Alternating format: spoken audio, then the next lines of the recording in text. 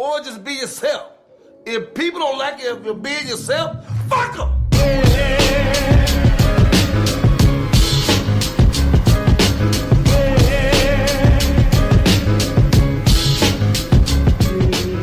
Big Los, Hollywood Kev, and welcome to another episode of The Noize on iHeartRadio. Yeah. A very special episode of The Noize on iHeartRadio for two reasons. One, well, today is coming out, and it isn't the day necessarily the anniversary, but tomorrow, Monday, the 28th, is our 1 year anniversary of doing this show, of doing The Noize, of creating the Ear Hustlers Nation, of the true, unfiltered, unapologetic conversation. Yeah. So for that, sir, thank you for riding with me. You know what I'm saying? Secondly, the really exciting part, this is our 50th episode. Yeah. I think we stopped putting numbers behind our episodes, like number 26, 27. Nah, I think it was like 30 or something. Was it up there? I think we got to like 30. I think no more than 35, I don't think. Ooh, I think so. I don't know why 32 sticks in my head, but I want to say 35 just to be safe. We'll definitely double check it. But episode 50, dude. This is This has probably been it flew by. That's number one. Yeah. It flew by. And number two, this has been so much fun because this has been almost like therapy. Just getting the opportunity to get behind the mic and just be the natural us that we are, on and off the mic, and have the ability to share that with the people. So for the loyal ear hustlers from episode 1 to right now, from the one mic era, the one mic days to the Damn, we did have one mic days. From the one mic days to the professional equipment, the people that donated to the GoFundMe to make all this shit possible, the people that stick with us more than just friends, but actually the cats that truly tune in to hear some stuff. Thank you, thank you, thank you. Yeah. We definitely appreciate that. We had one mic days. We had one mic, bro. One mic and like four niggas on board that came down to doing like joint shows and stuff. We was like a musical group in the 60s. Temptations, Man. We were the Temptations of podcasts. Wow. Came a long way. Long way, and it's so crazy because of all the stuff we have coming. Yeah. We said coming into 2017 that this was going to be the year that a lot of stuff is going to start to take off. And we accomplished that. We got 2 shows on iHeart. Yeah. We're going to get the last 2 shows on iHeart before this year is out. I could definitely promise you that. 2018 is going to usher in so much advancement. Nothing for not only the Noize, but just Beat Network as a whole. Yeah. It's going to be a lot of onward and upward going on next year. And we, again, appreciate you guys sticking with us through all of this. Like, we really couldn't have done this without y'all. Can't stress that anymore. So thank you for that. Thank you. Funny thing is that we're actually recording this on Sunday today. Yeah. Yesterday we witnessed the most talked about athletic competition that we've seen in quite some time. We were tied up with that being Trilogy won the Big 3 championship, baby.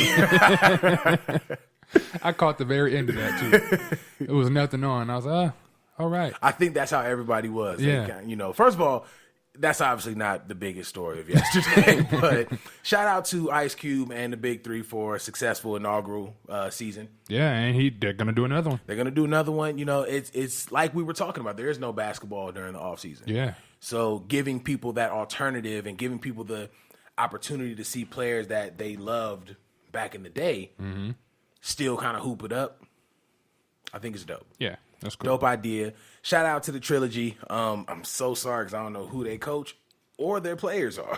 I know 3 of their players. On Trilogy or in Big 3 in general? No, in Trilogy. So who are they? Shout them out. You got Al Harrington, Rashard McCants, and 2 players. And Kenyon Martin. There we go. So I know who they are. I didn't know they played for Trilogy. That's all. I was legitimately like, I don't know who the fuck is on that team. But shout out to Trilogy. Keep doing y'all thing. I'm going to try to follow the Big 3 a little better next season. And, kind of see where things go from there. But that's really dope. A lot of people counted Big 3 out midway. They did. And what's crazy is for this championship game, they had a huge turnout. And it was some big name celebrities that were there watching. Yeah, I was seeing people post about it. It was talking about Diddy was there at one point. It was 50 was there. 50 yeah. was live a lot. Yeah. It was a lot of people. Vegas was lit last night. Yo, Vegas, this was a good weekend to come to Vegas. Yeah. It's an expensive weekend. Yeah, it was definitely going. Vegas. You was definitely going to have to save up to get here. And that's the crazy part, too, because I was able to actually put in the PTO at my job because I knew what this was about to be this weekend. And I'm like, y'all want me to take part in that? No, I'm okay. Yeah, I'm good. That's why I'll sit that one out. As soon as they announced the fight, and oh, trust me, we are going to get to the fight. As soon as they announced the fight, I put in the PTO. I'm like, let me put this in before they realized what's going down on this day. And I think when they were making my schedule for the week, they was like, oh, shit, we gave this nigga the day off. And he's been off for like 3 months. You know what I'm saying? You can't just take that away from me. 'Cause at this point, you don't know if I'm going out of town. You don't know if I got a baby on the way. You don't know none of that. Nothing. So you got to give me that day off. Yeah. It is what it is. But Big weekend for Vegas. This was a huge weekend for Vegas. I'm pretty sure Vegas made a shit ton of money. Oh, I'm sure. Somebody shot up Dre's. Really? And someone set the Cromwell on fire. Wow. It wouldn't be Vegas if some ill shit didn't happen. But you know what's so sad about that? This fight was a perfect reflection of what's going on in America right now. And I feel like the Cromwell was white people and the Dre shooting was black people. Am I wrong for feeling that way? Nah. You know, I actually think it was 2 fires yesterday. One Was it? Yeah. Well, obviously one was the casino. The other one couldn't have been a casino because I was driving and I seen it. I'm like, and it wasn't near the strip where I seen it, so I knew it couldn't have been a casino. But the city was on fire yesterday, literally and figuratively. Definitely.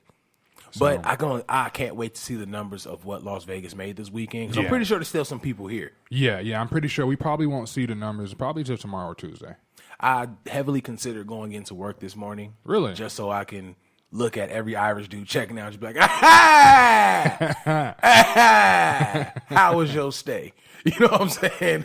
I needed that moment because checking them in, first of all, this is the most Irish people, not Europeans. I get Europeans all the time, but specifically Irish folk that I've seen in one sitting in quite some time.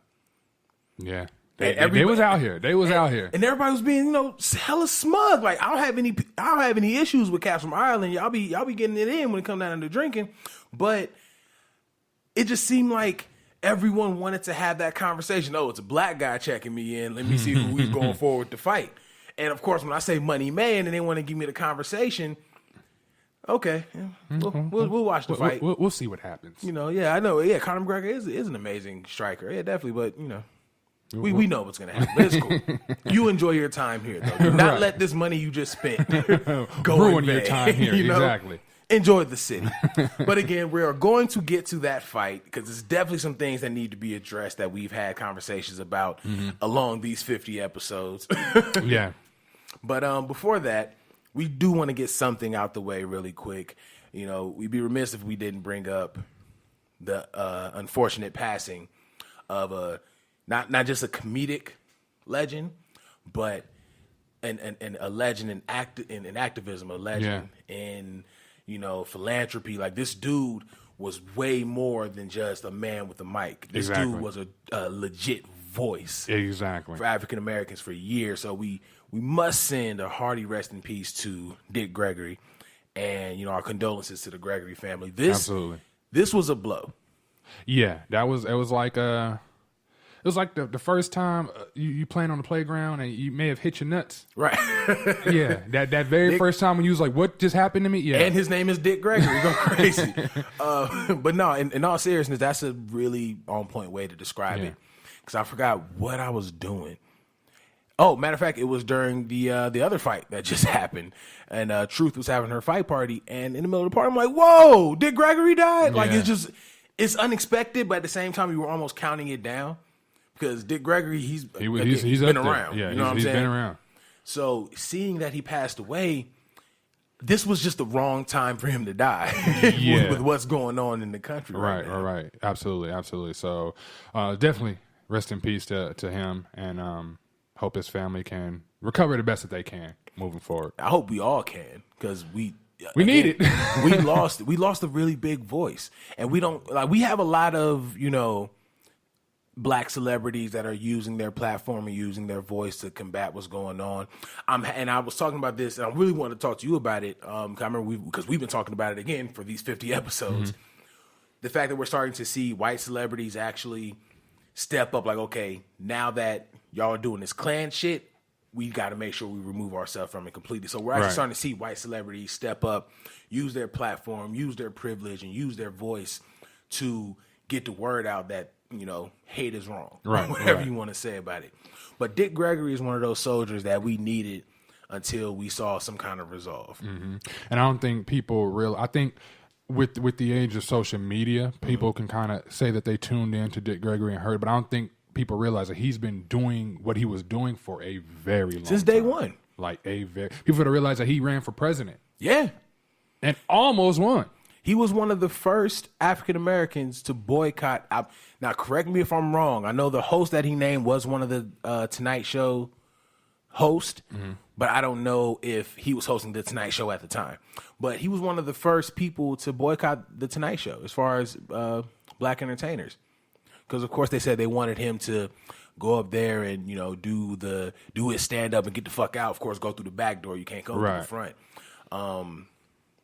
But he wasn't allowed to sit on the couch. He said, I'm not doing that show unless I can sit on the couch. And they took a hit. They took a hit in that time because that's how pivotal Dick Gregory was to, I mean, call it what it is, the sport of comedy. Right. You know what I'm saying? It's a survivor sport. Because if you ain't funny, you out. Yeah. He managed to be funny and to be a voice for our people for decades. And what I like about him was no matter how much flack or resistance from the other people that he got, he didn't shut up. He still kept at it. You know what I mean? A lot of times now we may get that one black celebrity or black voice that comes out and they say something, and then as soon as they get some type of backlash, they shut up. They just quietly bow out. Yeah, you know what I mean? Can you imagine the amount of death threats Dick Gregory has gotten over these years? Oh, man. Hell, I can imagine the amount of death threats he's gotten within the past 5 years. Shit, up until his death. Man, like, so, and especially back in the 60s. Oh, yeah. You know what I mean? Oh, like, yeah. So I can only imagine. But he didn't quit. He kept at it. And he got stronger and stronger as time went on. So he was definitely a big voice. Not only was he a big voice and it needed to be said, we needed to see it. Right. You know what I mean? We needed to see that somebody wasn't afraid to get out there and do what's needed to be done. And we talked about it on the show before. It's sad, but that's what I think empowers a lot of black people is these entertainers and their platform. Because look what it took to get people to try to grow up and get their shit together. It took a Jay-Z album for people to start realizing maybe I should support black businesses, or maybe I should do this, maybe I should do that. And we're also going to talk about that interview as well. But it takes entertainers with that platform to be like, yo, I know I got money. I know that I got fame, but I'm still a black man in America. Exactly. And I need y'all to understand that how y'all treating black people in America, this ain't the way to go. Period. And Dick Gregory was seriously one of those leaders, man. He was definitely one of those captains. Yeah, I remember watching videos like this past year, stand up and watching videos, hearing what he was saying, getting the knowledge that he was dropping. And I think a lot of people need to go back and look at some of the videos, hear some of his interviews, and really listen to what he was saying, because he's really giving knowledge that I didn't have before I listened to it. I didn't have that type of knowledge. So I think our people should go back and just those people that are out there trying to use their voice, kind of listen to them a little bit, especially if they've been around. You know what I mean? Like, I wish my grandmother was alive so I can talk to her about the time when she grew up and try to just understand more. You know what I mean? I think understanding history will be the only way for us not to repeat it. And the way it's looking is like we're trying to repeat it. So I think we got to understand it, see what's good and bad from it, and use what's good and bad to propel our future. Otherwise, we going to be shit out of luck real soon. All the way. You know what's eerie, though? At the time that we needed Dick Gregory's words the most, they started to reappear. You started seeing people share old Dick Gregory interviews. Yeah. You started seeing people share old Dick Gregory memoirs and stuff like that. Like, it started making its rounds on Facebook, and then we lost him.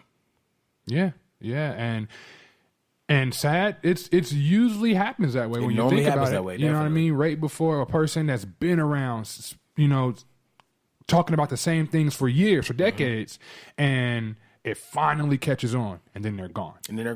You know, again, when we need them the most. Exactly. Shit.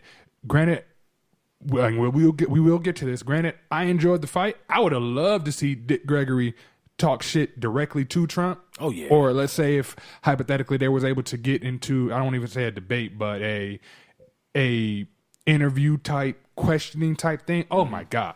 Trump wasn't ready for that. Nah. Trump wasn't ready for that whatsoever. Dude, he already told the media that there were good people on both sides and that there were bad people on both. Trump wasn't ready for that conversation. But that type of battle, oh my God. I would have lived for that. I can't even say it would have been epic. It would have just been It would have been one sided. I'm saying as a black person. No, that's what I'm agreeing with you. I'm like, it wouldn't have been epic. It would have just been one of the greatest feats of just take dust. You know what I'm saying? It'd have been all haymakers. Yeah. And it'd have been fantastic. And I think Dick Gregory could have brought Donald Trump to the place of saying, "Look here, you nigger."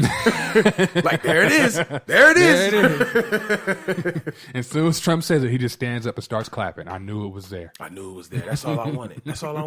But I don't understand how people don't see it already with his father being a white supremacist. His father was arrested at a fucking white supremacist rally. I mean, people see it. It's just a matter of if they want to acknowledge it. If they want to acknowledge it, exactly.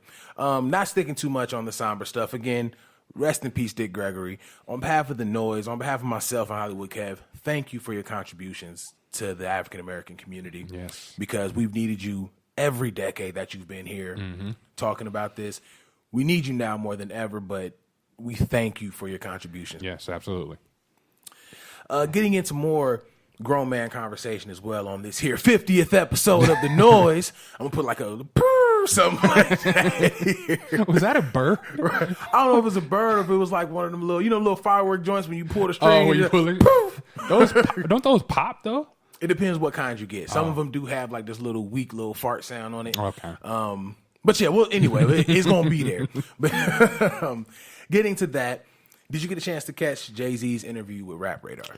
I didn't. The only thing I got a chance to catch was when he was mentioning the Kanye thing. I didn't. I wanted to listen. I'm still going to listen to the full interview, but I didn't get a chance to really dive into it like I wanted. From what I seen, I can tell it was in depth. It sounds like it was in depth. And that's one thing that kind of took me for a surprise because Jay rarely does interviews. Right. And in those interviews, he keeps a lot of his information surface level. He keeps a lot of it on Jay-Z. This interview with Rap Radar was very much so Sean Carter.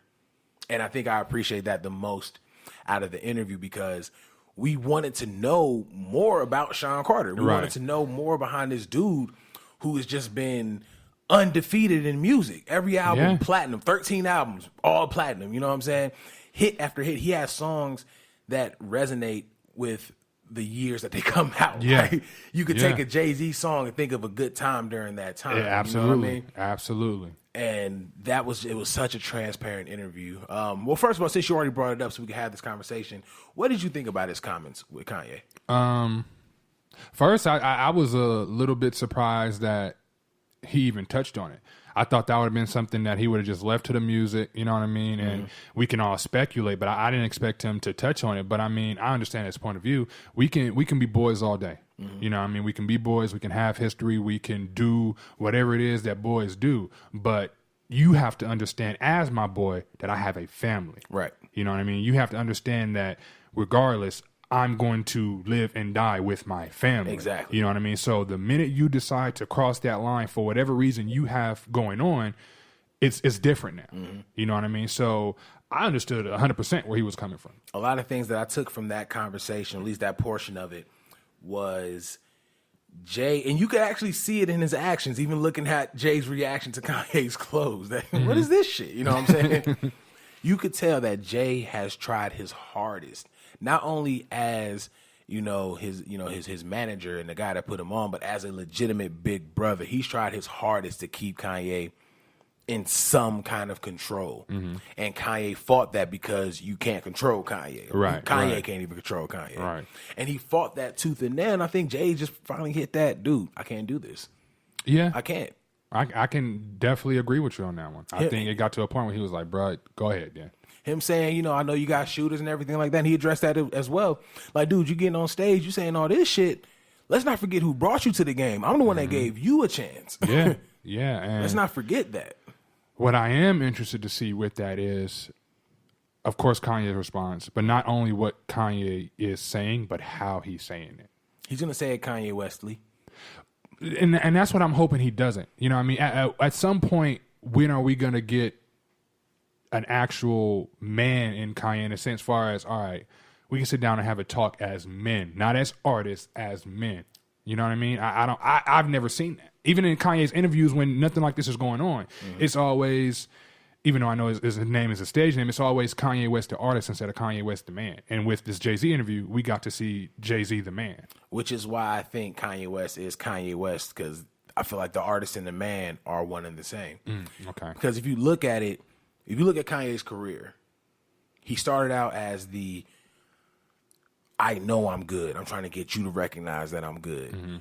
And he's always been that way. And as black people, we supported him because it's like, yes, give the black man a chance. Right. Let him be more than just the beat maker. Let him be more than just this and that and the third. Let him be exactly who he wants to be. I think it's that rejection from the fashion world that and the loss of his mother that truly took a huge hit on his psyche. So I think the Kanye that we're getting is the Kanye that exists. I think when Kanye did the second Breakfast Club interview and he was trying to, you know, humanize, kind of got to call it what it is, trying to humanize himself, you saw his difficulty in that. He couldn't even face Charlemagne. He couldn't, you know, he tried his hardest to not smile. And then when he did smile, it was a very awkward smile. Like, I just believe, especially after hearing that Jay-Z interview, this may be the Kanye that we get from here on out. That'd be interesting. Like, I mean, going forward, 2 kids didn't even change it. Yeah. And that's crazy because usually, and I know you don't have kids, but usually when you do have kids, it kind of brings you a little bit down to reality. Yeah. You know what I mean? So to see that he's still Kanye, and hasn't changed, that's a little puzzling. It makes you think, like, how much did the rejection from their fashion world affect him? How much did the loss of his mother affect him to that degree? Now, don't get me wrong. I'm thankful to have my mom. I know you are too. But when something like that happens, it's devastating. Like, I don't think nobody really truly recovers. You just learn to deal. Right, you just learn to deal with it. Right, like, and getting by without a parent. Right, and I don't think Kanye has even learned to deal. So there's no way he can try to recover from it. Right, you know what I mean. So only thing we honestly see Kanye lashing out like a little kid. You know what I mean. And I think Jay was just like you said, he was a big brother. You know what I mean. And he tried to tame that little kid, if you will, and realized that he couldn't. And was like, all right, it's a lost cause. Right. So I don't know. I thought the interview, at least from what I've seen, was definitely interesting. I wish I would have got to see more of it, though. No, like I said, that interview was very transparent. We got a lot of Sean Carter. Before I get into more of the interview, one thing I was very jealous of is that not only did we get good information, but the ambiance, the background noise of the interview, it just sounded so fucking rich. Like, it sounded so damn, like, I got bread. Like, you're doing this interview and in between the voices, you hear the ocean in the back and shit. You hear birds. I'm like, you obviously on the beach. Right. Rich bastard. I want to be where you are. Let me hold $1. Exactly. Let me just hold $1. Like, I felt that way when I was looking at when Floyd Mayweather was doing this interview. And he was like, no, trust me, I got money. And he started pulling out stacks out the bag. Yeah. I said straight up, if I was interviewing Floyd Mayweather, I'd just be like, hey, can I just have that one brick? Like, how big of a hit would it be if you just let me get this one brick? Right. And if that's too big of a hit, can I have half of that? Have half of it then, please? Like, I'd have had the most stone face. Dead serious. Like, can I just what about half of it? I feel like half of that can solve 100% of my problems right now. Right. Easily. But getting back to Jay, one of the things that he spoke about that I felt really good about was him getting that songwriter award. And he kept it true. He said it was a great accomplishment, but I'm paraphrasing, but they missed the era of the Rakims and of the KRS-Ones and of the Chuck D's. He was like, there were other people in rap that deserved this long before me. It's just that I'm more commercially successful than what these people were. Right. he was the first hip hop artist. Yeah, I agree with you on that. And what's crazy is I was actually thinking about this on the way here. I think we got to have a subclass of rap. You know I what agree. You know how they have rock and then alternative rock? I think we need to have hip hop and alternative hip hop, because a lot of what's new now isn't hip hop. It's this song that they play on the radio. I don't know who sings the song or whatever. We're doing this song about I Don't Want to Be Alive. What the fuck? And this is getting played on the radio. You know what I mean? So I think You're not talking about the Uzi Vert's. no, it's not that record. track. It's not that track. I know which one. It's not that one. That All My Friends Are Dead shit. It's not that one. It's a different one. Even with that one, those type of songs are getting played on the radio. Now, when I have my kids in the car, I don't plug up my phone because I don't want to subject them to all the graphic stuff that I'm listening to. So I will play the radio. Now I got to skip these songs because I got to worry about my kid in the back singing I Don't Want to Be Alive. Like, Right. There needs to be some type of subcategory, because that's not hip hop. There definitely needs to be a hip hop. Or, yeah. You know, if Yeah. that makes sense. There definitely needs to be a hip hop culture, because a lot of these hip hop artists don't consider themselves hip hop artists. Exactly. Uzi Vert has easily one of the biggest records right now of the year, and he considers himself a rock star. You look at his entire everything, and he looks like a rock star. My man had a diamond spiked dog collar. That's rock star shit. That's rock rap star shit. Yeah, because you know what I'm saying? there's nobody that's hip hop that's doing that. Doing shit like that. So it's like there needs to be like a hip hop category for I these agree. artists to go into. I agree. Because they say straight up, I'm not in the industry to be lyrical. I'm in the industry to make money and have fun. That's all rock stars are in the industry to do. But then you have the rock stars who are so depressed and they got to get their feelings out, and that's when you have the alternative rock stars, where you get the Kurt Cobains from, the grunge artists. You know what I'm saying? Like, there is a difference. So I definitely agree with you on that. But there's always been subcultures in hip hop. You remember horrorcore? No. Exactly. Horrorcore used to be that's where Tech Nine's lane was. That's like towards the end of it. That's where Hobson came in and Brother Lynch hung. Like there was. I used to fuck with Brother It was Lynch. horrorcore rap. And you know, it's funny you say that name, because I remember when I first got put on to Brother Lynch and I was listening to what he said, I was like, this nigga is crazy. Exactly. You know what I mean? So that makes sense. Even with Hobson, yeah, that actually makes sense. Yeah, it all existed at one point. So yeah, there's always been subgenres in hip hop. But then there needs to be a more forward subgenre, More because focused I subject, didn't, like I definitely. said, I've heard of those artists, but I've never heard of that genre. Right. So there needs to be a more forward, you know what I mean, a more Definitely. commercialized. Like this isn't hip hop. This is hip hop or alternative hip hop, whatever you want to call it. Right. It needs to be more forward. Honestly, Drake would be hip hop. Yeah, I was just gonna say that he would absolutely be hip hop. He'd be the forerunner for it. Yeah, Actually, yeah, absolutely. Because I think people fail to realize what hip hop is. Hip hop is a competition. Hip hop is who can use this metaphor the best, who can use this punchline the best, who got the better words now? Who has the better beat and cadence? Exactly. That's hip hop. Everything else is not hip hop. Especially if your goal. I think hip hop artists, yes, they want to make money. Yes, they want to be seen as that dude. But I don't think they set out to be less than who they are. Right. These new guys, like you said, they just want to make money and have fun. Right. You know what I mean? I think a real traditional hip hop artist would be like, if hip hop stopped today, period, like it was gone, didn't exist, I'd still be on the block rapping. Of course. These other cats like the Uzi Verts, if hip hop stopped today, they be at Costco working. They say fuck it. They're gonna spend that bread till it's gone, and then that's that. Exactly. Which actually gets into the next thing I wanted to bring up about this interview. Then we can move forward. He addressed the money phone thing, and I'm so glad that he did, because there was all this confusion behind, you know, telling cats not to do the money phone, and then you got broke niggas holding up money phones. Like, bro, you know that's your savings that you're holding up right now. Relax, dude. But you know, everybody was upset about the money phone thing. And I'm glad he broke it down. He was like, it's no problem copping a chain. He had on a nice ass diamond rope. You know what I'm saying? But he's like, nothing wrong with having a chain. I got on a chain now. But you know what else is dope to pay for? Lawyer fees. Yeah. You know what I'm saying? He even said it in the record. Like, you know it's better than balling out in the club? Credit. You know what I'm saying? Like, he was giving us gems. He was telling you, like, look, you have to make sure everyone is good, because if everyone's not good, you're not going to be good. Yeah. Look at fucking Yachty. He don't know whether or not he's in a 360 deal. If he's not paying the lawyer what he's supposed to be getting paid, that lawyer is flipping shit. Yeah. So he makes a really good point. Like, he's not saying ball out if you want to ball out, but just make sure everything in your camp is taken care of. Exactly. Do it smart. A lot of these cats the younger cats are out there. They balling out, spending their money, and then they look up, and not only do you not have a career, but you ain't got no money.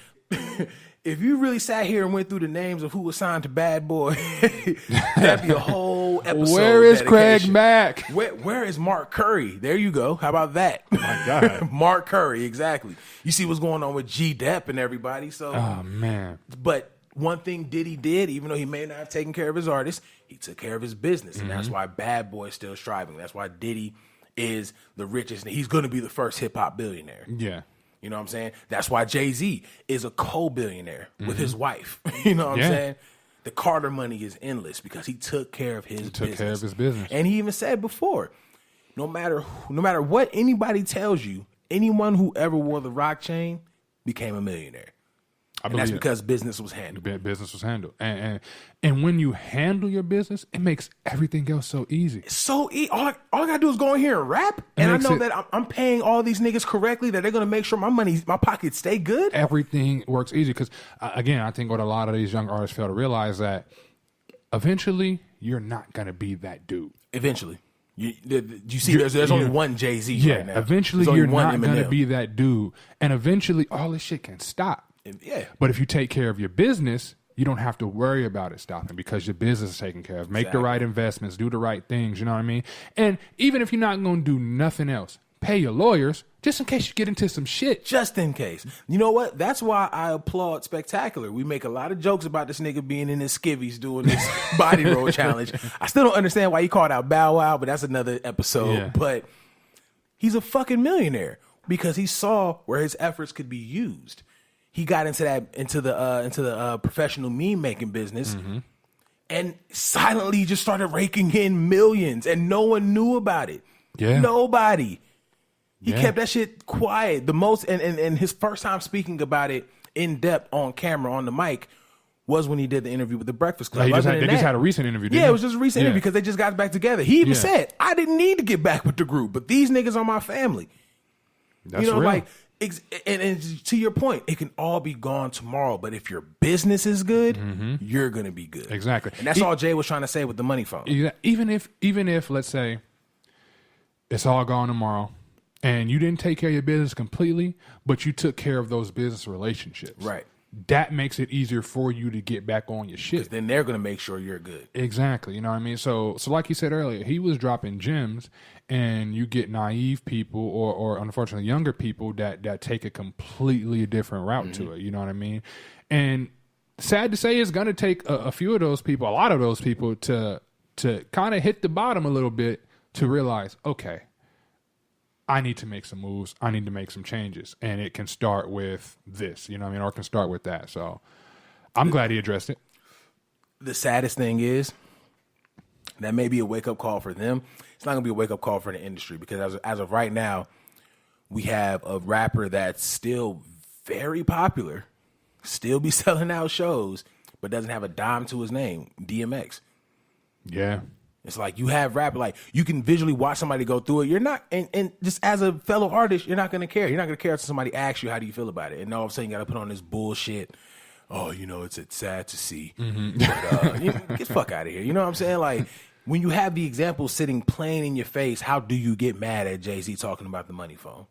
Yeah, you're right about that. You're right about that. And what's funny is with that whole money phone thing, like I would see not majority of the artists getting mad, but the regular folk, like y'all really mad about this? Like y'all are broker than them. You really shouldn't be flashing your money. You shouldn't be doing nothing. Put your little $35 in your wallet and go about your day. Bro, the dopest meme I've seen with money phone in general, and this was before the album even came out, was you saw Migos money. You saw all the Migos money phoning, and you saw Ellen holding like $11, and it said the richest person in this picture has $11. Oh yeah. Why? Because she has M's in every black card that she has in her purse. Well, she's wallet. Yeah. You feel me? Yeah. But she took care of her business. Yep. She took care of those business relationships. Yep. So she took care. Ellen will never be hurt. Yeah. She took her hit when she came out and was like, okay, I got something for you motherfuckers. Oprah Winfrey retired from media and is currently getting paid for doing whatever the fuck that she wants to. Yeah. When something comes Oprah to might her, get paid for walking down the street. Literally. Like Nevada might pay Oprah for walking down the street right now. She has one of the top podcasts on iTunes, and all she do is get on there and talk about shit she thought about that morning. That's crazy. You know what I'm saying? Her other interview shit is done from her crib. That's wild. Dude, she's getting paid to just be Oprah at this point. That's right. We should all strive to do that I was because just there's gonna say nothing that. easier than just being you. Exactly. Unless you're Kanye and you don't know how to be you. Unless you're Kanye. Exactly. Yeah. Well, I mean, he's still kind of successful. He's just, yeah, not necessarily in good graces with folks. Did Jay address the Beyonce shit at all? Yeah. But, he's been addressing that with every interview he's been having.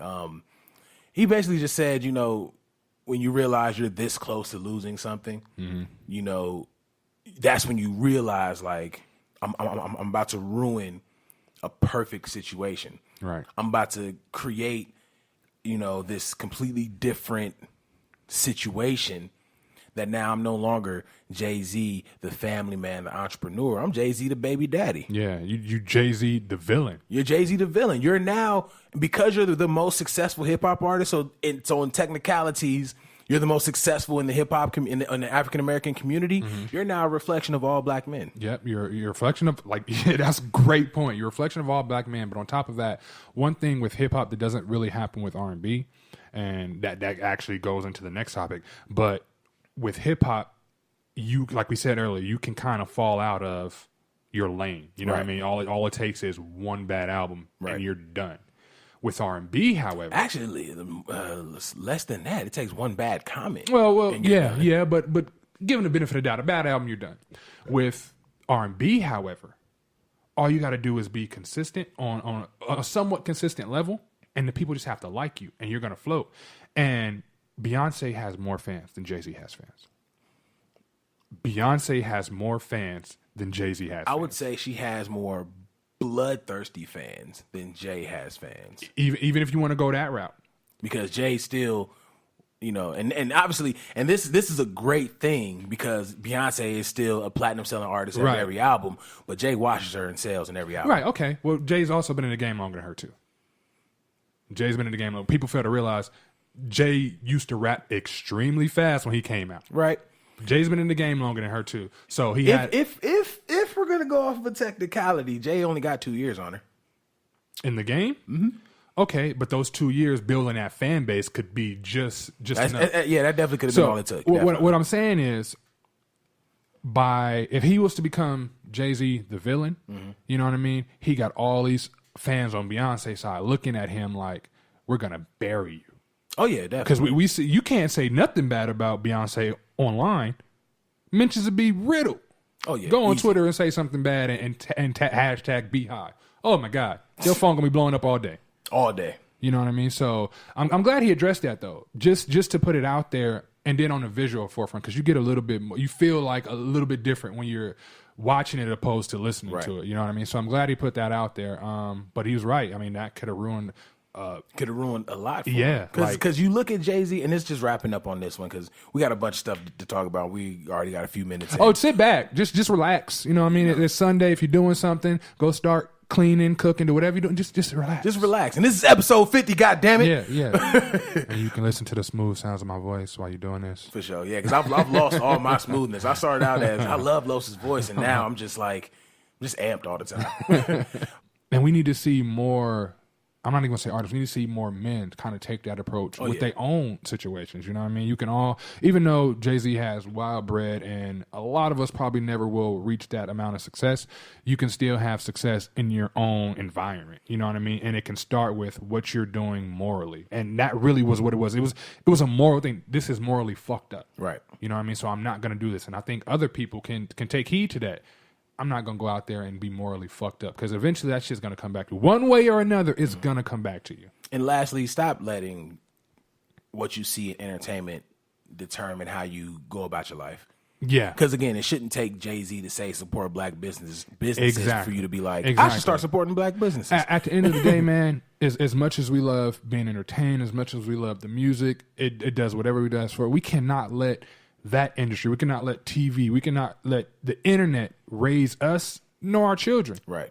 That's it's really, already raising our children. Yeah, that's the scary part. Right. And that's where it needs to stop. You know what I mean? And because you're going to look up, and the way the hip hop industry is portrayed now, our kids are going to grow up with those same morals, those same beliefs. And that's not really the way to go. You want to vibe out to a song? By all means, go do that. You want to get turned? By all means, go do that. But at the end of the day, you got to come home to you. Right. So go ahead and do the right thing, I guess. Kev out here preaching. Gyms. Bar game crazy. What did you want to talk about with... No, I was going to ask you, how did you get a chance to read that... I can't even remember her name, and it sucked because it was in my head, and her name is not even that hard. The R. Kelly shit. I know we had chimed on it a few episodes back, but this young lady, she has... she went with BuzzFeed and kind of just spilled the tea, if you will. Talked about how back in... Was it mid-2000 R. Kelly had that trial?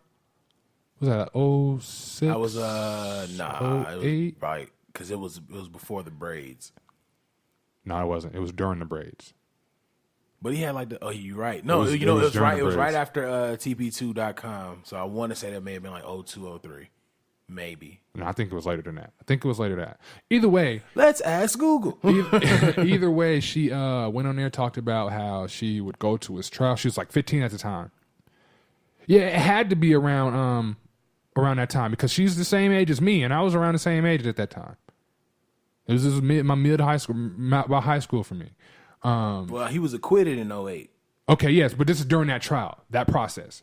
She said that she would go to the trial every day just to be out there, just to see him, because she was a super fan, just to be out there, see him. And then eventually he noticed her, and they had a relationship that became more than platonic. And she kind of spilled the tea. She talked about how it was her and her friend, how they would go to his house, and her specifically, they would, have sex and do things. And mind you, Boom, the sex tape came out in 2002. I knew I wasn't. Yeah, sex tape came out in 2002. But the trial stuff, that didn't proceed till years later. No, it says right here, the sex tape came out February 3rd, 2002. The newspaper broke the story February 8th, and he was arrested January 2003.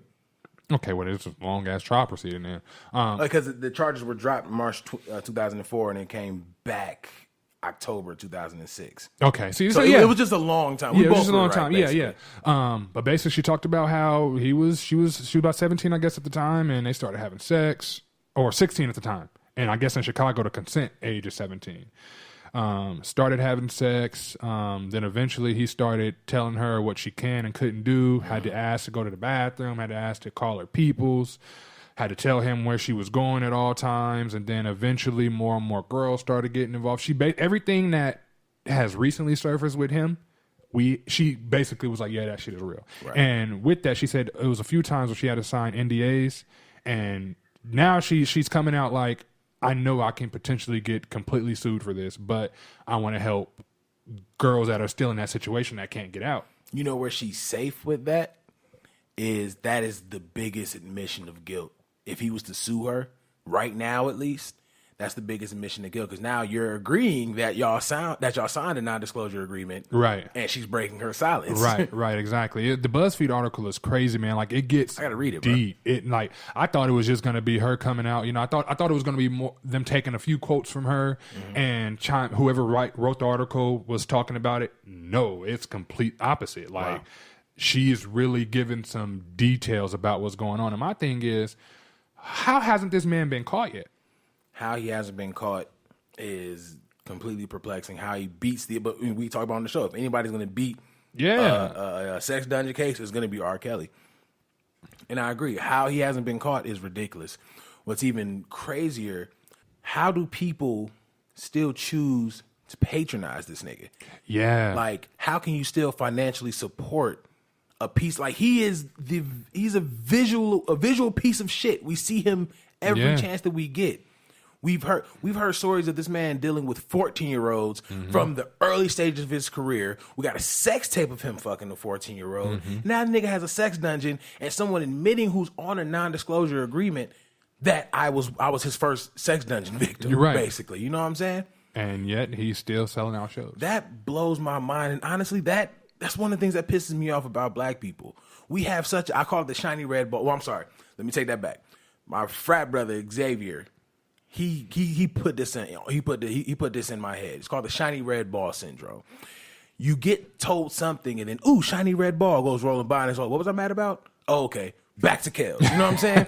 Right. So it's like people get distracted by whatever the fuck that's going on and you forget who this person is. Yeah. Like, this man is a piece of shit. Like, I feel bad for doing the damage I did to R. Kelly music through the years. You know what I'm saying?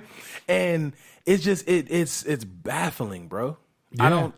I don't love anybody that much to support a nigga that does something like that. Exactly. And again, to tie into the last conversation, we get people that continuously support this. Mm-hmm. So our children grow up saying this shit is cool. This shit is okay. This shit is okay. It hasn't stopped his money. Yeah, you know what I mean? So then they grow up and they start to emulate that, and it's not good. It's sickening. You know what I mean? Like, I was never a major R. Kelly fan.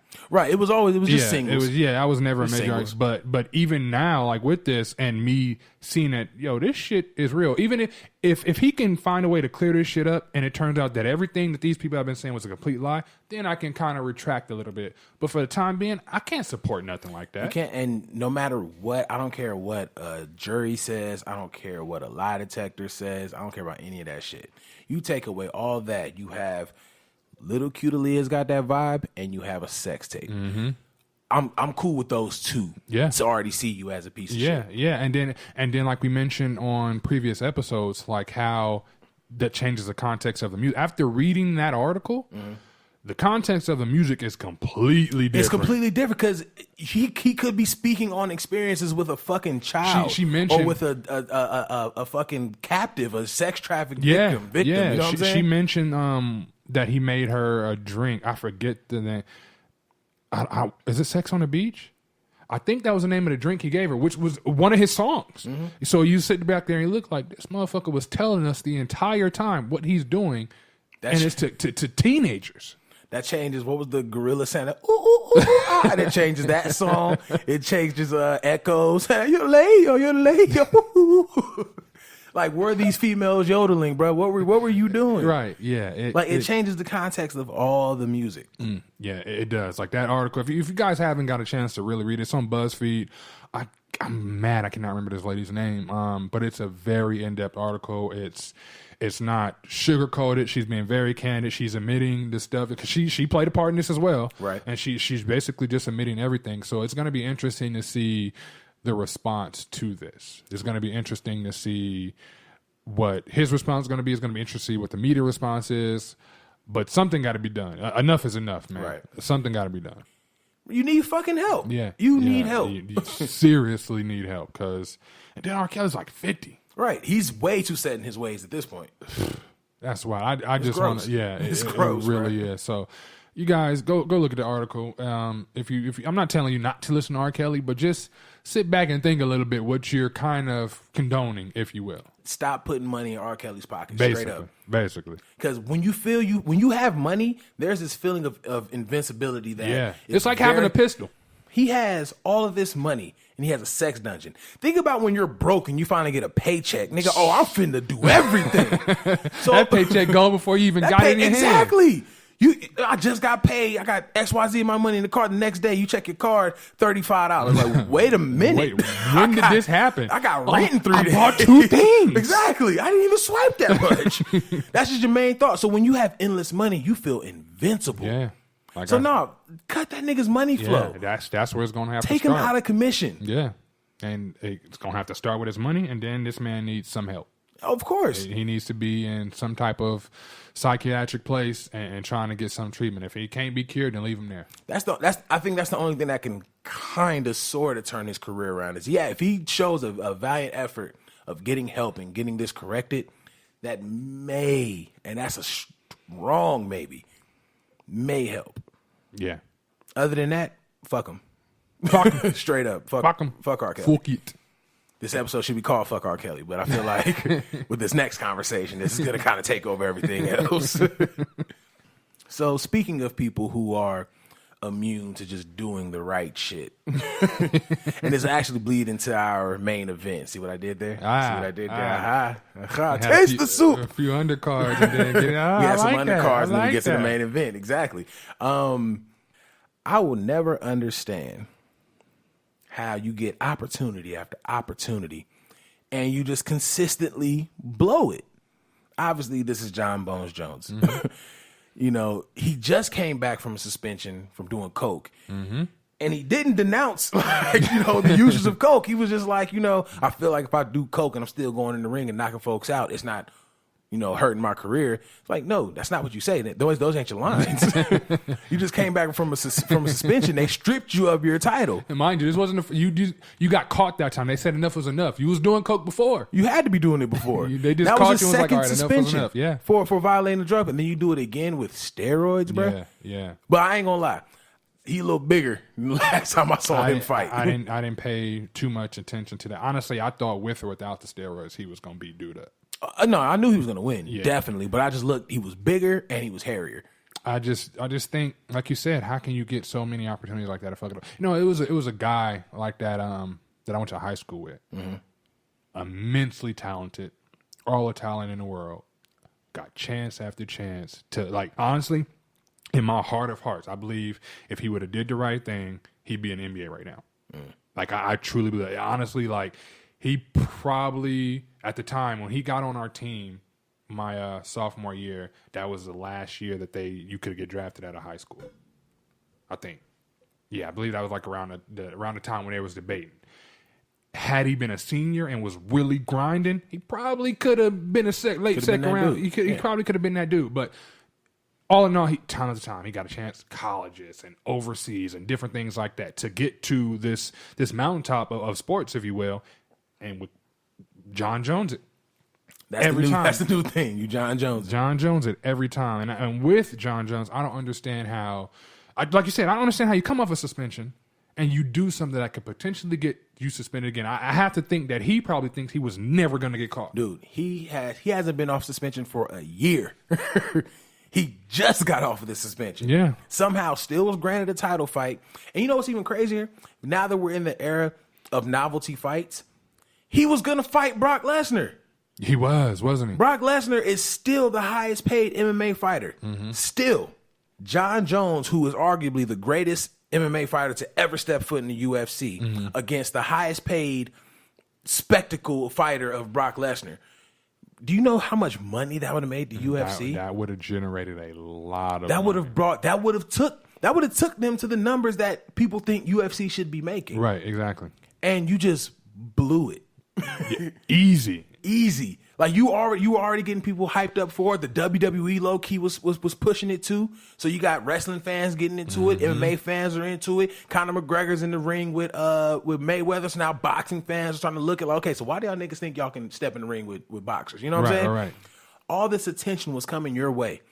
All you had to do was just legitimately work out. That's all you had to do. That's all you had to do. That's all you had to do. You had to go in there. If he wanted to, he could have went in there, beat dude up, and then went back to the roids doing his training. Exactly. And by the time, weaned off, so by the time he had his next fight, it's out of his system, if that's what the route he wanted to take. Right. Had his coke. You have to start thinking, and it's funny because I remember this. It's a show called Open Court, and it's NBA Court, and it talked. Tracy McGrady was on there. He talked about his knee injuries and how he was willing to do anything and considered taking roids just to get back to the level that he was at. So you have to think that maybe Jon thought that he wasn't who he was and needed this to get to where he was. But again, I think he would have beat dude up regardless. Yeah, I don't see how you can think that's not what, because to my knowledge, I'm not familiar with any super career changing injuries to Jon Jones. I'm not familiar. Nah. Hell, he beat the dude up with a broken toe. Yeah, so that's that's definitely outside the question. We watched Anderson Silva's leg break off. Yeah. We watched that happen. Yeah. And he came back from that, no enhancements needed. You just come back from a suspension. You think you didn't have it anymore? You came back from a vacation. A vacation of coke. Every day of that year that he was suspended, he was just every day. I guarantee you, he had a line that said Monday, Tuesday, Wednesday. Come on, man. You got to do Yeah, better. that was stupid. You That literally was real just stupid. blew the biggest money fight in MMA history. I think the only thing that's going to change it now, and it had to be Conor McGregor. No, yeah, Brock Lesnar. That's the only way. We'll get to that. Did he address it at all? Has he had a statement or? He did what everybody else do. He goes to Twitter. He's saying that the statements are BS and that it's a conspiracy. And at first, don't get me wrong. At first, I do end up slipping into that conspiracy place. Like, why it seemed like They just it seemed like they just picking on him. they just picking on him. Right. You know what I'm saying? But then I had to stop and think. UFC has been vying for money so much that they let one of their fighters go fight a boxer. Why are they going to fuck up one of their biggest money fights ever? Exactly. You hit Why it would right. they purposely fuck that up? Yeah, you're absolutely right. So then you have to think like, nah, nigga, you was back there doing like the cat from Varsity Blues, Exactly. taking the shit. Man, I don't know the thought process behind it. I truly don't. I can't even say it's desperation because, nigga, you knocked everyone out. Yeah, Everyone. And that was with testing not showing steroids. But Exactly. you disappear and you come back bigger, of course they're going to be like, nah, bro, pee in this cup. You're like, of and it's course funny they're though going to ask questions. because why didn't they do this testing before the fight? They do. So did it not show up before the fight, and he must have had a random and they tested, or was this a test that happened before the fight and they just did it after? I'm pretty sure they did, but I'm also pretty sure it was exactly like Brock Lesnar because Brock Lesnar was suspended 2 days after the fight. Well, yeah, he was suspended like 2 or 3 days after his fight. No one is going to fuck up their main event money just because you tested positive. Like, all right, we're going to get this bread. You're definitely suspended afterwards. And it's sad to say this is probably going to be his career. Yeah, it's a 4-year done. suspension if it goes through. What it said, 2 to 5. 2 to 5. I've been seeing 4, just straight Well, up they 4. probably either way. I mean, how old is he? 30. I think he's not old, but having that layoff and you can do all the training in the world. If you ain't having no fight to test that training, then you're training for nothing. He's 30. Yeah. Yeah. Right. So He's you 30. you just keeping in shape. So this is probably be his career. I doubt if let's say he do 4, he does 5. You know what I mean? Comes back at 35. You're gonna get slapped around. Yeah, because you look at Chuck Liddell, he retired at 42, and he went from the Iceman to the punching bag. Yeah. You know what I mean? So Yeah. Hell, Rampage Jackson, same thing. same thing. He had to go to Bellator and then became a punching bag over there. Yeah. You know what I'm saying? So this he might. I hope his business is right. Exactly. I hope he listens to 444 this Yeah. entire 4 years. He's out. I hope his business is right because he's gonna need it. He's gonna need it. He's gonna need to make some friends in some high places to keep his cash afloat. High places.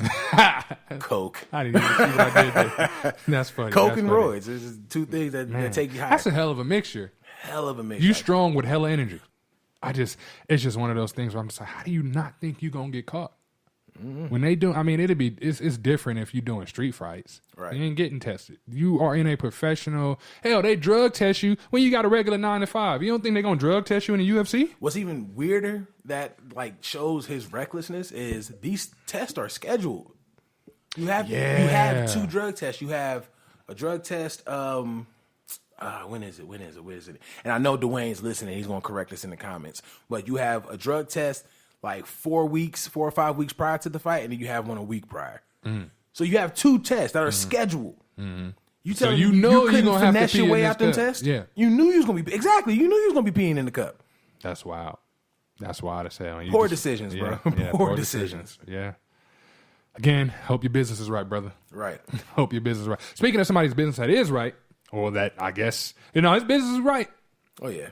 He's the best business in sports entertainment, period. Shout out to Floyd, man. Shout out to Floyd. You know what's even better about that? We talking about Floyd's 50 on our 50. Let's get it, baby. Let's get it. Everybody's on the big 50 right now. So shout out to Floyd Mayweather, 50-0, passes Rocky Marciano. Yeah. A lot of people think that 50 shouldn't count. But at the end of the day, the nigga was licensed by the WBC. Mm-hmm. So it counts as a boxing match. Yeah. Give the man his 50. Let him retire with his novelty toy belt. Hey. And let it go from there. Now it's an expensive toy belt. You seen that belt? They talked about the diamonds and rubies. emeralds. Yeah, I saw that. Oh my God. Just give me the belt. That's all I want is the belt. The belt alone, brother, could have fixed everything. The belt. It could have fixed everything. That one part of the belt could have fixed so much. Everything. The sad part is, I don't give a damn. I'd get in the ring with either one of them for that kind of money. Yo, I was literally saying to my family the other day, we was watching the fight, they could have paid me $2 million and gave me a ride home afterwards. I'd have gotten the ring. Fuck a ride home. I would have Ubered home. Because I'm good. I'm straight. I would have Ubered home. So how did you feel about the fight? We were talking about this prior to us getting on. I felt like I was right and wrong at the same time about the fight.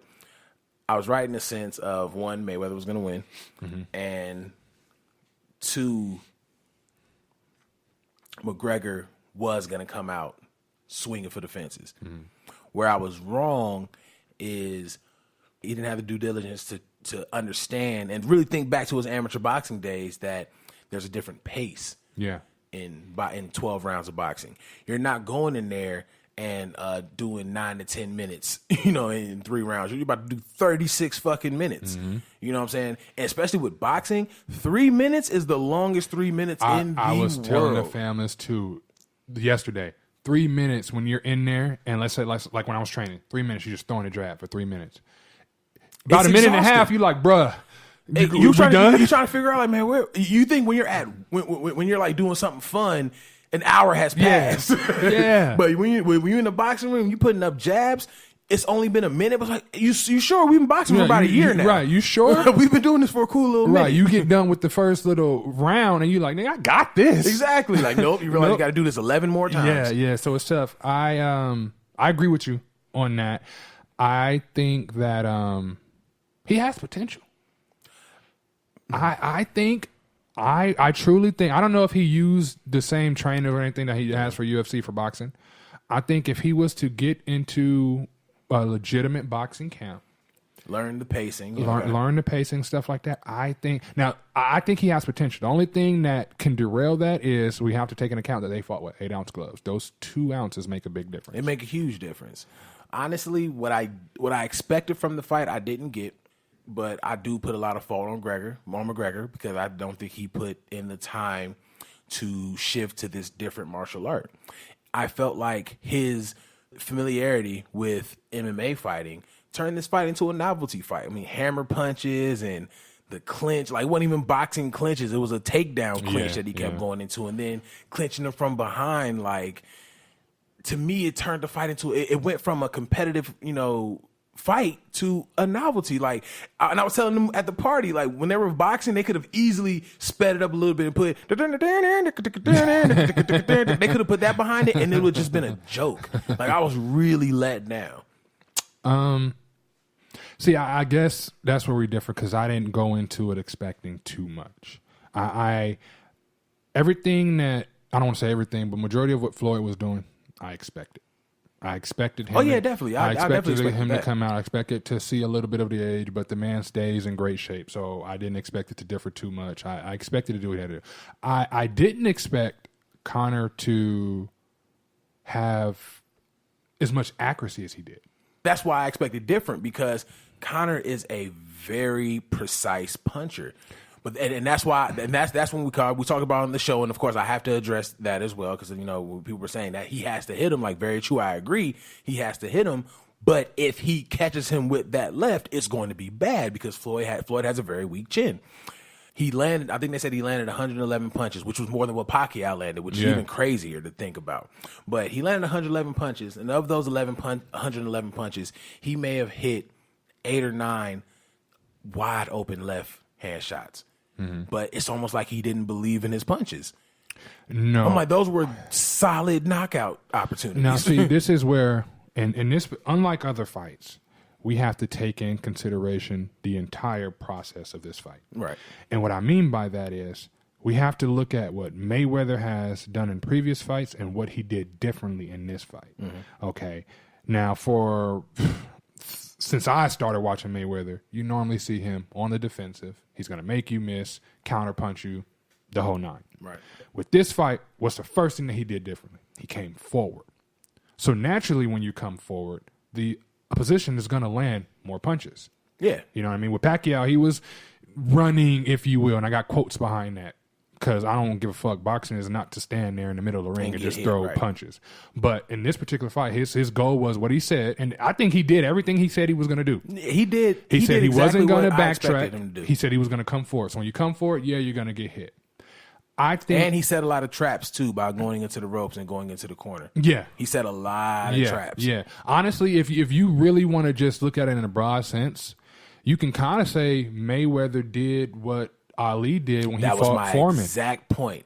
Everything about this fight was it was shades of Ali Foreman. He let McGregor. He knew McGregor was going to be burnt out because he's not used to doing anything more than 3, and really McGregor's not used to doing much more than 2 because he's been putting cats on their ass. Right. So he knew that once he gets McGregor past that 4th round, and we were talking about over here, 6th round, he realized he's winded, and that's when he pushed him. And when he pushed him, you saw McGregor start stumbling. He said, he's light on his feet. I'm about to kill him this round. Yeah. And what did he do? Every opportunity he had, he just kept lighting him up. Exactly. I'm gonna look through it from round 1 to the first 3 rounds. What I saw was McGregor was light on his feet. He was moving. He was active. He was active. At those opening rounds, I was like, hey, he doesn't look too shabby. Mm-hmm. What I liked about McGregor that I think a lot of people are kind of brushing to the side is that man's footwork was nice. Yeah. A lot of times where the ref was like no hitting in the back of the head wasn't because of something Floyd was doing wrong or McGregor was doing wrong. McGregor was pivoting the fuck out of Floyd. Mm-hmm. Now, it could be because Floyd was kind of letting it happen or wasn't using the ring correctly, but McGregor's footwork was really nice. His footwork was nice, and he was opening up a lot of striking opportunities. And I think that's why I say he has potential, because you can hit hard. If your footwork is not good, you're going to lose. Right. You cannot hit hard, but have great footwork, and you could win. So I think he has potential now if he had a true boxing core behind him and really dedicate. I say if he dedicated a solid year, maybe 2, to just learning the craft of boxing, professional boxing, not amateur, but professional. I think he can get in there with amateurs and probably clean up. But professional boxing, that he could show some poise and to being a top-notch boxer. He messed up, like you said, with the pacing. He came out those first 3 rounds active, maybe a little bit too active, because I think the first round they said Floyd only threw 6 punches. Or something to that effect. I think that was I saw that too. That was a bit of an over exaggeration. Floyd threw and landed a lot more than 6 punches. Okay. Either way, Floyd was very reserved in throwing his punch, and we typically see that with Floyd. Right. But when we do see Floyd being reserved like that, he's making the other person miss. He wasn't making McGregor. McGregor caught Floyd with an uppercut. I was like, oh shit, Floyd, you caught a mean uppercut. That was a mean uppercut, and you saw it in Floyd's face, and Floyd had to back up, and they're like, wait, let me smile because that camera's right on me. Right. So I think the pacing dictated the fight. I think the fact that McGregor was a little bit more wild for Floyd, because even the way he had his guard up. And Floyd acknowledged that before the fight. He was like, I'm going in there with a completely different fighting style. Yeah. Because McGregor has always been that wild shoot from the hip type fighter in general. You know what I'm saying? I think McGregor was a little bit wild in it, and that kind of was like, Floyd was like, what the fuck is this? You know what I mean? Because usually with boxers, everything is not telegraphed. Right. You know what I mean? You don't know. With MMA, it's a little bit different. It's coming from the shoulder, so it's a little bit more telegraphed. And I think McGregor kept some of that when he got into the boxing ring. Mm-hmm. But what saved him is that he packs a punch. Right. So when he did connect, Floyd was like, all right, I felt that. Right. You know what I mean? Now, that I would definitely say after he connected with that uppercut, that's when Floyd was like, okay, let me stick with my original plan. Let me just tire him out. Then when I got that opportunity, I'm going to do what I do best and be the greatest counterpuncher. By the time he started whooping his ass, there were no counter punches. That was just Floyd attacking. Yeah, that was Floyd attacking. I truly feel if McGregor learned pacing, he would have still lost. But I think it would have at least went to a decision. You know, only reason I would say if he learned pacing, he would have still lost is because Floyd's game plan would have been different. Floyd's game plan would have been, I'm going to make you miss, so you're not going to get these points. If Floyd would have kept the same game plan that he had this one, but McGregor had pacing, and my heart, after looking at those first 3 rounds, Floyd would have lost that fighting decision. If the pacing stayed, let's say McGregor could have kept the pacing up the entire fight, those first 3 rounds, and Floyd kept doing what he was doing those first 3 rounds. I'm just talking about the first 3 rounds. He would have lost that fight. But being that Floyd has experience, let's say if we would have got to the 6th round and the pacing would have been the same, we didn't see McGregor get tired. Floyd would have switched his game up started making Conor miss, and then we would have seen different. Only reason I'm saying McGregor would have won is if the thought process would have been the same. The thought process changed, and McGregor would have lost. And even though I agree with you all the way up until the part of the winner, the reason I say that Floyd would have won is because Floyd even mentioned it in the interview. He said, I know that he's not used to this kind of fighting. He's used to this fight being over after 3 rounds. We knew we was going to tire him out, and that was the game plan from jump. He said that's what we've been working on, is make sure we tire him out, and once he's too tired to keep his hands up, because again, 3 minutes is a long fucking time. Long time. Once he's tired out, we just going to open him up. Now, you take that same aspect. Mayweather goes in there, finds out he's actually been working on pacing. He's actually been developing that time. Get in, get out, breathe. Go in, get out, breathe. You know what I'm saying? Mm-hmm. Mayweather recognizes that's going on. Then it's like, okay, time to do what got me to the show in the first place. Time to do what I did in 49 fights. I have the greatest defense ever in boxing history, and I am the greatest counterpuncher to ever do it in boxing. So now he flips his game. He goes from I no longer can destroy you in the 6th or 7th round, but I am going to get my points, and I can possibly get a knockout. Right. That's what I'm saying. The only Floyd dictated the entire fight. Definitely. Floyd had the chance to either let McGregor win, in a sense, or he was going to win. And it all came with his game plan strategy. The only way McGregor was going to win that is if Floyd differed from what he was doing. Mm-hmm. You know what I mean? And the only way McGregor could have dictated that is with his pacing. Right. That's all I'm saying. Is if his pacing would have been solid through the entire fight and Floyd did not change from what he was going to do, then Floyd could have potentially lost. But being that Floyd's experience is top notch, he would have changed it. And either way, I mean, McGregor would have lost. Right. And again, I'm glad that you saw that, because that's all I was trying to say in the beginning when people were like, nah, it's going to be this, that, and the third. Like, if the McGregor's biggest issue in this fight, and I've said that from jump, is going to be changing from 3 rounds to 12. If he learned pacing, he could be one of Mayweather's biggest competitions, even with him not knowing pacing. This is probably the best fighting I've seen out of Floyd since knockout first 26 fight Floyd. Yeah. This is we witnessed an MMA nigga force Floyd to box again. Yeah. You know what I'm saying? Right about you're right about that. If McGregor controlled his pacing, it would have forced Floyd to be like, okay, I have to get out the way and my counter punches has to mean something. When he fought Berto, he beat Berto up, but Berto wasn't ready for that damn fight. Berto knew, and Berto even said I wasn't ready for the fight. I was just trying to get my biggest check ever. I don't blame him for that. Exactly. Again, I'm jumping in there with $2 Floyd. $2 million in a ride home. Yeah. That's all I need. Shit, right about now, I might do it for $150 on the bus ticket.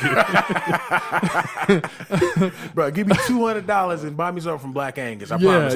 I'm good. I'm good from there. You know what I mean? But if McGregor truly got his pacing, this is going to be a stretch, but I feel like you would agree with me. If McGregor would have got his pacing right, we would have seen Floyd Mayweather's best boxing match. Yeah, I can agree with you on that. And it wouldn't have come out as such a novelty. Yeah. You know what I'm saying? Because it felt like a novelty fight. Yeah, I can agree with you on that. The clinches, like you said, the clinches weren't good. The hammer fists weren't good. The ref, to me, wasn't the best at all. Yeah, and when they saw Hall of Fame wrestling, I'm like, dude, this dude died 2 years ago. You ain't got nobody else you can get in there? Come on, honestly, they should have switched the second undercards ref and the main event. They should have switched it to. Oh, yeah. I know they said they wanted an unbiased ref because the other ref had ref Floyd fights before. But they should have switched it to, honestly. All in all, I wasn't. I mean, I guess because I didn't expect too much, I wasn't disappointed at all. McGregor surprised me more. I was gonna say, let me ask you that though. With your low expectations, do you feel like the expectations you went in with were exceeded? Yeah. I can say that. I think a lot of people got that. Yeah, I can say they were exceeded. I mean, yeah, you had some moments with the clinching, like I said, in the hammer fist, where you was like, man, come on, this shit ain't boxing. But for the most part, I was like, oh, okay, I was entertained. Right. I was truly entertained. Honestly, with the whole process, even undercards, I was truly entertained. It was a very entertaining. It was a fun fight, and they kept saying it. It was a fun fight. It was definitely a fun fight. One thing I didn't like though is afterwards, after the fight. Well, first, before I even get there, I did feel the ref may have stopped it a tad early. Maybe because I wanted to see it hit the canvas. Maybe that's. I wanted to see him hit the canvas, but McGregor even spoke on that. He said in UFC, your nose got to be hanging off before a ref be like, okay, it's over. Right. Boxing, but difference is what refs are. What I had to tell myself is what refs are taught to do is when this other person is not defending themselves in some shape, form, or fashion, is to stop the fight. To stop the fight. Because they have to. Their job is not to. Their job is to protect your fighters. You know what I mean? So I think that's more or less what the ref was doing. I think all of us wanted to see somebody hit the canvas, and then after that, I thought Floyd did a great job of being classy. Yeah, you know, they both handled fight with a lot of class. They did. One thing I didn't like is McGregor was saying, you know, I get wobbly when I'm tired and so on and so forth. Yeah. What I didn't like about that is McGregor make it seem like this is our first time seeing him fight. Right. We've seen you in them other ones, and I'm pretty sure, granted, you were built for three rounds. Your earlier stages, you know, you had to adapt to that. Right. You got tired at some point. Exactly. In case you got tired, and I ain't see you that wobbly in that octagon ever, because you got tired and still won. Exactly. And Mayweather even touched on it. His 3 losses had nothing to do with him being a stand-up fighter. His 3 losses were all submission. Yeah. You know what I'm saying? So you know how to handle yourself in a tired situation standing up. Exactly. And what different, even if you want to say tired was, well, we know tired was the case, but even if you want to use that as defense, Floyd punched you, and the only thing saved you from falling is you grabbed him. Yep. That was the first time. The second time was rope. Floyd punched him. I think it was a body shot. I want to say uppercut. I think Floyd uppercut him and it caught him in the body, and he immediately grabbed Floyd. Yeah. It was like when you when you see a street fight, and somebody get a clean hit, and he's like, nope, come here, and he just grabbed. That's what he did. Yeah, hold me. That's what kept him up. And then once the ref broke that up, Floyd hit him again. The only thing that saved him was the ropes. So a couple more punches, brother, you was hitting the pavement. Honestly, if I'm McGregor, I'm thanking that ref because I think him stopping the fight. I mean, yeah, we can say it was a TKO. Right, I'd rather be TKO'd but still be on my feet than somebody just put me on my ass and the ref is coming over like, all right, brother, you. But that's one thing that I kind of applaud McGregor with. McGregor realized I was burnt out. I was ill prepared for this fight. Let him knock me out. He said that in the ring. He said that at all of his interviews afterwards. I think he truly would have saw the end of the fight more respectable if he just let him get knocked out. Maybe so. But and again, you're going back to a different martial art. Like, you can go back, and this is new ammunition, especially for the Diaz brothers. This is new ammunition for anybody that's about to step into the ring with you. But at the end of the day, you're leaving the WBC, going back to the UFC, 2-division champion. Yeah. Niggas couldn't beat you in either weight class. So now it's like it could be all kinds of talk. If you don't do him like Mayweather did him, you're technically worse. You're still the worst fighter. Yeah, I mean, I guess you can look at it that way. I just look at it as much shit talking as they was doing, as much spectacle around it. I would have rather someone stop the fight because I was too tired to put my hands up, opposed to me doing everything I possibly could to stay on my feet, and you just hit me too hard to where I couldn't. Right.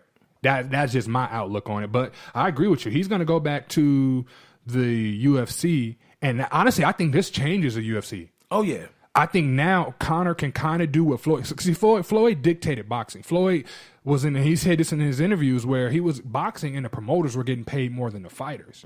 So eventually with Floyd, that landscape changed. Right. I think now Conor can kind of do the same thing in the UFC because he can go back over and be like, bro, I just went and fought Floyd and got paid way more than what you've ever paid me. If I really, really wanted to, I can go over there and probably get paid because of this fight with Floyd. Exactly. And that changes the landscape completely. Exactly. So now I'm over here.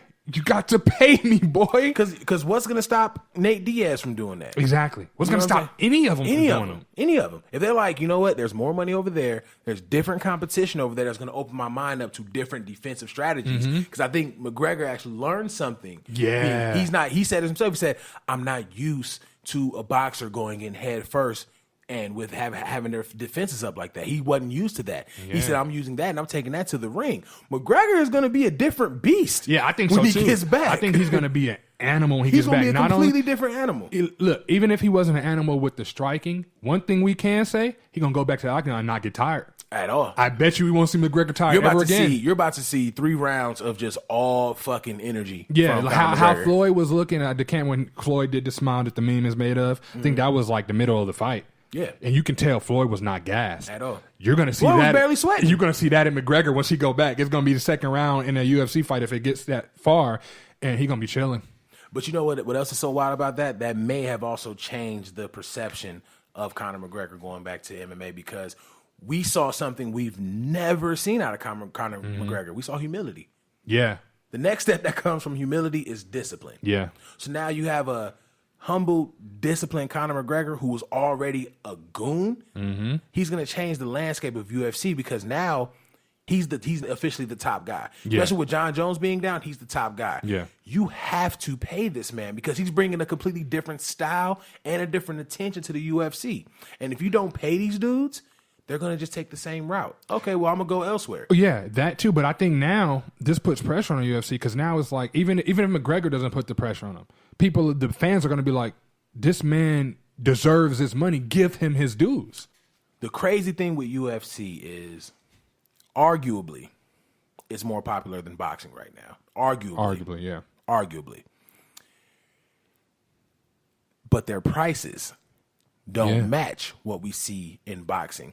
That and that's why the landscape is going to be changed for the UFC. Change. But to something you said earlier, you said when we talk about which is popular, UFC or boxing. Mm-hmm. You know, I'm starting to think that maybe people feel like UFC is popular only because we really don't have a heavyweight class. Because if you think about that's when boxing was at its highest form. With a heavy, you had the Tysons, the Holyfields. You had a good heavyweight class, and now you have the lower classes that are trying to get popular, but it's just not, because those fights usually go to distance. There's not much of knockouts. With heavyweights, there wasn't going to, somebody was hitting that canvas. Somebody was going down, right? You know what I mean? So, and I think that's probably why people feel that way. That, and also, and this is going to sound very America of me, but we don't have enough English-speaking boxers to truly promote the fight the way that Mayweather McGregor just did. Hell, even the English-speaking ones barely can. That Davis kid needs, he got a speech impediment or something. Davis just got out to third grade. That's the only thing that makes sense. But, you know, you look at the promotion for all these fights now, like Canelo and Triple G, ain't going to be a single fucking word of English spoke. But we know that's going to be a great fight. I can't wait for that That's going to be a fantastic fight. But it's not going to make anywhere the amount of money as this fight that just happened. Nah, of course and that's the sad part, because people are more attracted to the pageantry and the build than they are the actual competition. You have to be an actual boxing fan to go in there and be like, I'm here for the fight, because I can't wait to see Canelo Triple G. Oh, yeah, I can't either. I'm on bated breath to see that damn fight. I can't wait. I don't give a damn what they do on All Access. Yeah, I just want to see the fight. To be honest with you, even with the Floyd McGregor, I didn't watch that All Access shit until Thursday. Yeah, exactly. Thursday. As it got closer. Yeah. It was the exact same And then way. that's when I would start seeing interviews. I'm like, oh, okay. And you know what? With this, all in all, I can honestly say, man, it gave me a different viewpoint on McGregor. Yeah. And that's one thing that I enjoyed about the promotion of this fight. It was Ali-esque. Yeah. It was almost like watching two Alis go back and forth. Yeah. Fighting-wise, not at all. But promotion-wise, it was like, it's so much shit talking. Mm-hmm. I can't wait till they get in the ring. And then they got in the ring, and it was like novelty. But if McGregor was better prepared, we would have saw one of Mayweather's greatest bouts. Well, you say novelty, but let's look at it this way. Let's take the shit talking. Let's put it in the street terms. You get two people and they talking shit, and you can't wait to see it. Let's take out the promotion. Let's take out the belt. Let's take out the money. Let's take out the fans. You put these two people outside in a street fight, I'm entertained. Yeah. Oh, yeah. If you take out that, I'm entertained by it. Street fight, that would have been great. And let me also dead this other thing that people keep fucking talking about. You are not to expect a 40-year-old to learn a completely different martial art to step into the octagon. Use a goddamn fool if you think that. With a 29-year-old. Please shut the hell up with that. Use a goddamn fool with that. Of course, if he steps into the octagon, he's gonna get his fucking head kicked off. Hell yeah. Yes, that's what's gonna happen. It's the reason I don't do that. So it's more expected of an amateur boxer to go back to his roots of fighting, the reason he got into fighting. It's easier to expect him to go back to his roots than expect a boxer to learn jiu-jitsu, to learn judo, to learn Muay Thai, any of that shit. To learn any of that shit and step into another thing. By the time he'd be ready to get in, he'd be 45. Exactly. You know what I'm saying? Exactly. If you expect Floyd to go to the octagon, use a goddamn fool, kill yourself. You're a fool. So quit using the defenses. Your boy got his ass whooped. Let it be that the fight happened. Be happy he got his biggest paycheck and he's gonna change your favorite sport. Exactly. That's all you need to be happy about. Really, that's really what it is. Again, me personally, I was impressed by it, and I'm very, very interested to see the UFC going forward. Oh yeah, I'm very, he just changed the landscape. Yeah, because he has the potential to be the Floyd, if you will, of UFC. I see Floyd and McGregor maybe not working in the ring, but I see them working together somewhere down the line, because Mayweather even said it in his interview. This was probably one of my best built fights, and how he was just cooperative along the way. He said he stood toe to toe with me with the promotion of this fight. Mayweather and McGregor are money. Yeah. It would I wouldn't be surprised somewhere down the line McGregor be money. He'd be the first money team in UFC. You know what I'm saying? Like they're money. Yeah, they're money. Yeah, you can't hate on it. You can't hate on it. They charge $100 for pay-per-view, and I was talking to Jay Alonso about this too. Nigga, since from the announcement of the fight, it was, I ain't getting that BS fight, yada, yada, yada, the day of the fight. So who having the fight party? Right. Or fight party over here, or I'm going to stream the fight for y'all. Who's streaming the fight? It went from no one was getting to the fight to everyone got the fight. So everybody bust out that $100 for the fight. One, everybody bust out the $500+ to get into the seats. You know what I'm saying?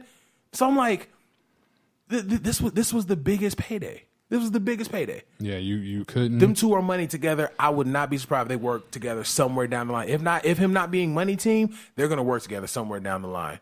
It'd be a smart move. It'd be a smart move, especially meshing with the co-brands. It'd be a smart move. Let's use each other's fans. And that's another thing. That's more money for Mayweather. Yeah. What if he decides to, let me start managing some UFC fighters, and then we'll start seeing more pageantry in UFC. I think that's one of the biggest things why people aren't interested in UFC, because again, people are more interested in the build than they are the actual fight. If they start getting more Conor McGregors, if they start getting more Brock Lesnar's, oh my God, UFC would be unbeatable. Yeah, and I think that's what we're gonna see. A lot of up and coming fighters are going to start taking stances like that. Oh, yeah. You know what I mean? They're going to be a little bit more shit talking, a little bit more flashy, and hopefully they can back it up. Dude, that's why Anderson Silva was so loved, because he was a cocky shit talker, and he will kick knock ass. you out. Yeah. Exactly. He will knock you out. That's why Anderson Silva was so loved. That's why Conor McGregor is so loved. Yeah, it's one thing to be a shit talker, but you get in that ring and you get slept. You got to stop it. Exactly. You got to immediately. It's a new lane. You got to immediately do an image change. Have to, exactly. So I don't know. Again, I was happy with it. Again, shout out to Mayweather. He did his thing in there. Shout out to the city, because it was lit. Yeah, Vegas won. Vegas won. It was lit. If anybody won, Las Vegas won. Man, Yeah. imagine once the Raiders get here, it's about to be stupid. It's about to be what we just saw every week. For the entire summer. For the entire summer. This is Goodness. Oh, I ain't never going to work.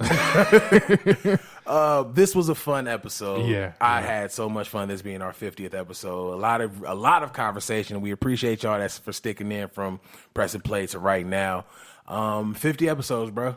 Yeah. We got tons more to go. 50 more going to be dope. Oh, yeah, going forward. And then everything we got happening with Beat coming up. Man, we appreciate y'all again for sticking in there. Yeah. This has been a very fun year for us. Tell them where to find you. _Hollywood Kev on Twitter and Instagram. Same thing with Snapchat. I ain't been snapping lately though. At Big Los UTC, Big Los on Snapchat. The same place you've been able to find us for the last 50 episodes. Make sure y'all check out the website, beatnetworkonline.com. Go ahead and get you some merch from beatnetworkonline.com/merch. Follow us on Facebook. Like the page on Facebook. Follow us on Twitter at @beat_network. Instagram at Beat Network. We're going to be working on a few things, getting some more social media games up there. As always, we appreciate you guys tuning in for 50 episodes. As always, we appreciate your support for 50 episodes in a year. And as always, it's Big Los. Hollywood Kev. It's the Noize.